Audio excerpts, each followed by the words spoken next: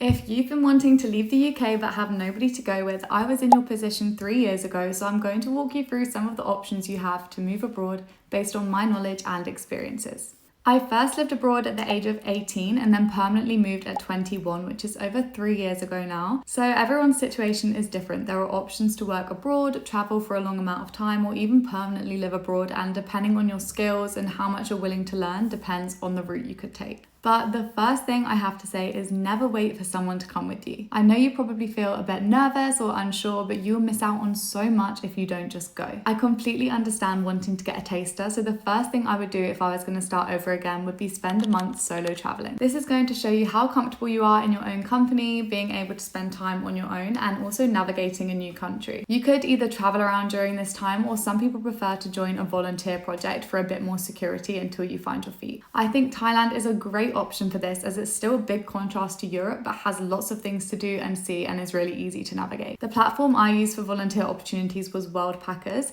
and I was able to find a project volunteering in a hostel, which meant I was already around a lot of people who are in a similar situation to me, and I only worked a couple of hours in a day in exchange for food and accommodation. There are all types of roles available, whether you're more confident in like construction, gardening, admin, or socializing, but I think this is a perfect place to start to find your feet and be in a bit more of a structured environment, and you can always go off traveling afterwards with the people that you meet there, because you know what they say, solo but never alone, which is so true. The next step would be getting a short-term paid opportunity, so go to part 2 where we'll get into that.